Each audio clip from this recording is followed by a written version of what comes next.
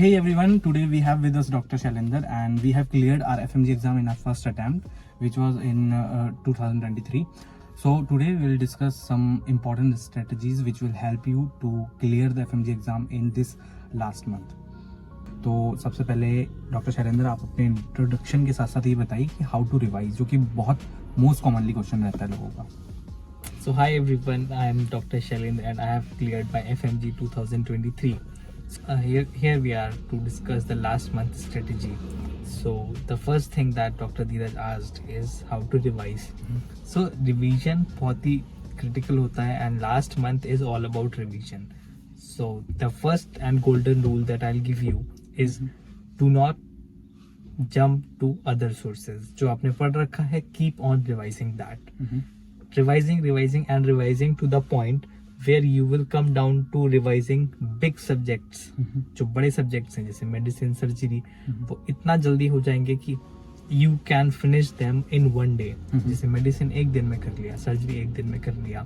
So this can only happen with multiple revisions when you are able to revise multiple times. So इतना revision कर देना है, इतना go through हो जाना है कि रिवीजन से कि सर्जरी मेडिसिन जैसे सब्जेक्ट एक एक दिन में रिवाइज कर पाए. So stay focused and keep revising is the key. मुझे ये भी लगता है कि रिवीजन जो लास्ट मंथ में हम बात करते हैं ना कि मेडिसिन जैसे और सर्जरी जैसे बहुत बड़े सब्जेक्ट्स को हम 2 दिन में कैसे कंप्लीट करें. तो इसके लिए मैंने अपने टाइम पे क्या किया था बेसिकली कि जो बहुत बड़े सब्जेक्ट्स थे मेडिसिन और सर्जरी जैसे, इनके PYQs के जो टॉपिक्स थे, मैंने उन टॉपिक्स का पर्टिकुलर एक अलग बुक बनाई थी जिसमें सिर्फ वही टॉपिक्स थे जो PYQs में पूछे गए थे. तो वो एक तरीका था जिससे मैंने अपने मेडिसिन के वास्ट नोट को बहुत कंसाइज कर लिया था और वो रिवाइजेबल बन पाए थे.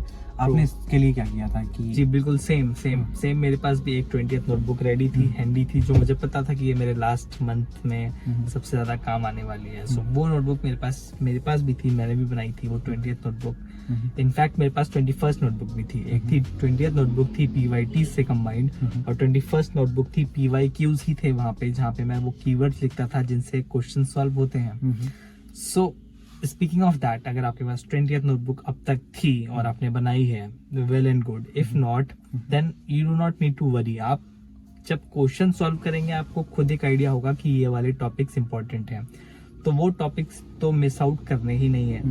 फॉर एग्जाम्पल हेमरेजेस है या फिर हेमरेजेस आने ही आने हैं हर टाइम, वो सर्जरी में भी आ जाते हैं और इस बार इंटीग्रेटेड होके एनाटॉमी से भी आए थे. फॉर एग्जाम्पल इस बार एक क्वेश्चन था कि टेरियन पे फ्रैक्चर एग्जैक्टली, हाँ वही. सो इस तरह के क्वेश्चंस, इस तरह के टॉपिक्स हर बार आते ही आते हैं. सो यू कैन नॉट आप इतना उसको मिस ही नहीं कर सकते. You can not miss it out at any cost. तो बेसिकली वही है कि रिवीजन के लिए आपको सबसे ज़्यादा कंसाइज बनानी है चीज़ों को, ताकि वो मल्टीपल टाइम रिवाइजेबल हो सके, क्योंकि लास्ट मंथ सबसे ज़्यादा इंपॉर्टेंट है रिवीजन के लिए. अच्छा डॉक्टर शैलेंद्र, नेक्स्ट क्वेश्चन जो बहुत सारे लोग पूछते हैं वो ये है कि इस टाइम पे क्वेश्चन कैसे सॉल्व करें.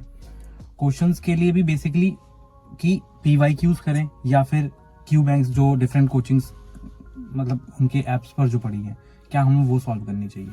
So doctor Dheeraj, I continue with जो आपने लास्ट में बोला कि अपने टॉपिक्स को कंसाइज करें. फिर आपका क्वेश्चन है क्वेश्चंस को लेके.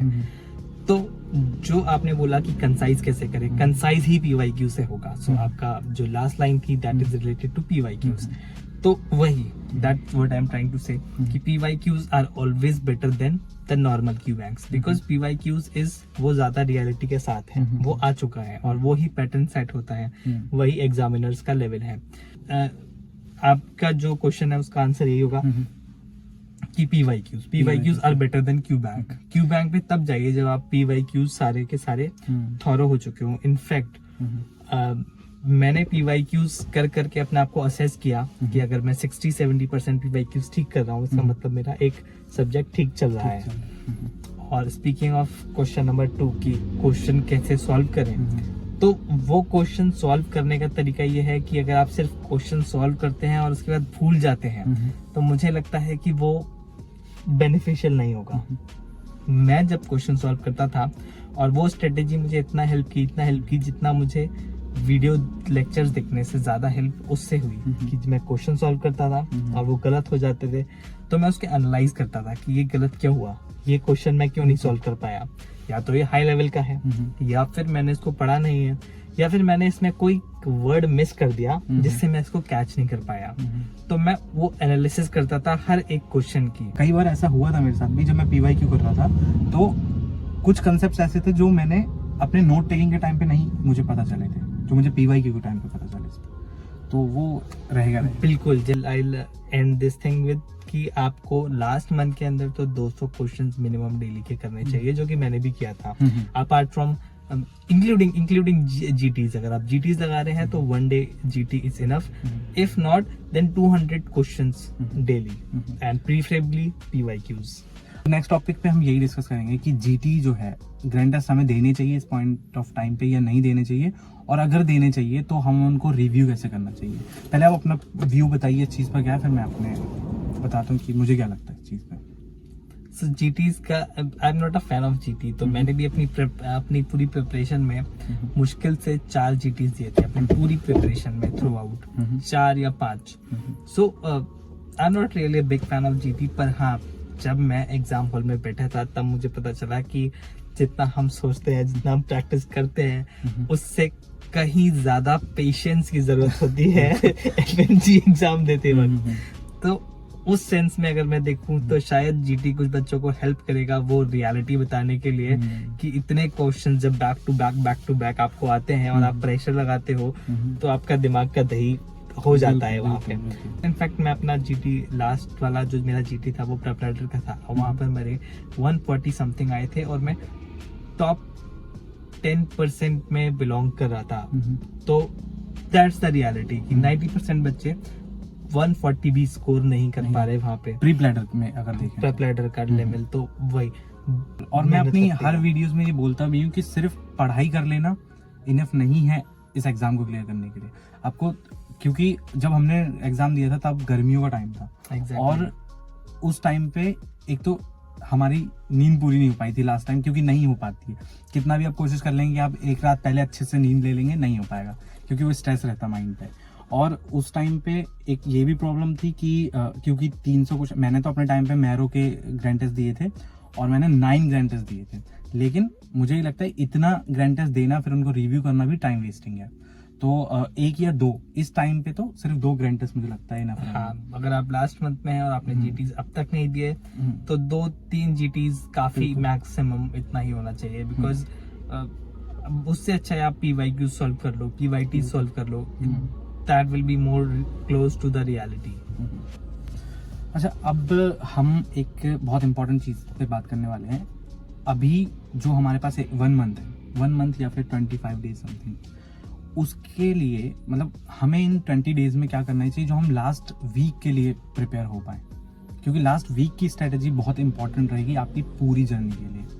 तो इस वाले पीरियड में आपने लास्ट वीक में आपको क्या छोड़ना है सबसे पहले वो डिसाइड कर लीजिए, फिर बाकी के 15 डेज में क्या करना है वो डिसाइड कर लीजिए। तो अकॉर्डिंग टू मी आपको क्या छोड़ना है लास्ट वीक के लिए, तो जो बहुत ही वॉलेटाइल सब्जेक्ट्स हैं जो आपके दिमाग में आ रहे हैं जा रहे हैं, आप भूल जा रहे हो, वो वाले सब्जेक्ट्स लास्ट वीक के लिए छोड़ना बेटर रहेगा। ये मेरी भी स्ट्रेटेजी थी। फॉर एग्जांपल एनाटॉमी मैं कितना भी पढ़ लूँ पर मैं बार बार रिवीजन मांगती है, मैं भूल जाता था, ब्लड सप्लाई भूल जाता था, मसल्स भूल जाता था और ये सब आर्टरीज भूल जाता था।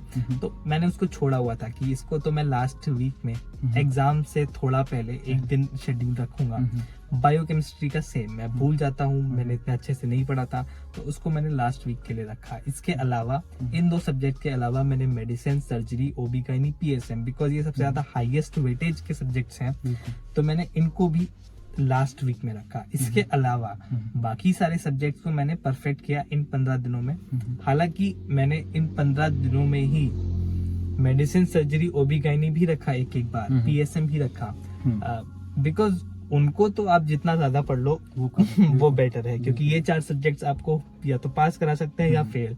These 4 subjects are the gem. बिल्कुल।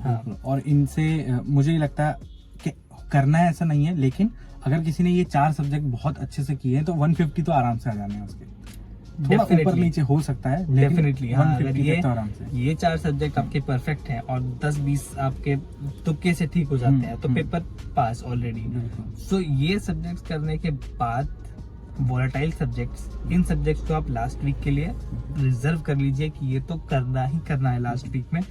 आप 15 दिन को इसके हिसाब से स्ट्रेटेजाइज कर लीजिए। बिल्कुल, और ये चीज हमने इसलिए बोली कि आप इन 5 सब्जेक्ट से भी पास कर सकते हैं, कि वो लोग जो अभी तक बहुत अच्छे से प्रिपेयर नहीं किए हैं और वो उनको इतना कॉन्फिडेंस नहीं आ रहा है कि उन्होंने बहुत अच्छे से तैयारी नहीं की है, तो आपके हाथ में ये 5 सब्जेक्ट अगर है ना, तो आप बहुत अच्छे से 150 तक क्रॉस कर सकते हैं। हाँ, इट्स ऑल अबाउट 150 मार्क्स। आपको सोचना ही नहीं है कि आपको 200 प्लस स्कोर करना है, क्योंकि इस टाइम पे अगर आप ये सोच रहे हैं कि मैं नहीं कर पाऊंगा, तो एटलीस्ट आप इतना सोच ले कि 150 मार्क्स आप ला पाएं। 120 मार्क्स से लेके 150 मार्क्स तक तो ये 4 सब्जेक्ट ही आराम से। दिलाते हैं। बिल्कुल बिल्कुल। तो इसके अलावा बाकी सब्जेक्ट से आप डेफिनेटली याद रख पाओगे कुछ ना कुछ। बाकी पीडिया, जैसे फॉर एग्जांपल पीडिया एफएमटी है, उनके स्ट्रेट फॉरवर्ड क्वेश्चंस आने हैं, सब लोग लगा लेते हैं, तो they do not need that extra effort. Extra effort किसको चाहिए? या तो वो सब्जेक्ट बहुत वोलेटाइल है, जैसे कि बायोकेमिस्ट्री, एनाटॉमी, जो हम कितना भी पढ़ने पर भूल ही जा रहे हैं, या फिर ये जो बहुत ही इंपॉर्टेंस रखते हैं सब्जेक्ट वो। और मैं भी अपनी तरफ से यही कहना चाहूँगा कि बहुत सारे डिफरेंट सोर्सेज की तरफ मत जाइए। जो अभी तक आपने किया है बस वहीं से क्वेश्चन आने वाले हैं, और आपको वही बहुत अच्छे से रिवाइज कर लेना है बस। इससे ज़्यादा सोचने की ज़रूरत ही नहीं है कि हमें किसी भी तरह का कोई एक्स्ट्रा सोर्स मिल जाए ताकि हम अपने मार्क्स बढ़ा सकें। 150, 150, 175 भी अगर मार्क्स आते हैं, ठीक है, इतना जो आपने किया है इससे आराम से आ सकते हैं। तो यही था आज का वीडियो, और it was very nice to talk you doctor Shailendra. और मिलते हैं हम अगले वीडियो में, फिर से देखते हैं कभी पॉडकास्ट कुछ हो सके आपको, और अच्छी अच्छी वीडियोस अच्छे अच्छे टॉपिक पर हम दे सकें। Thank you Dheeraj, and stay confident, stay positive.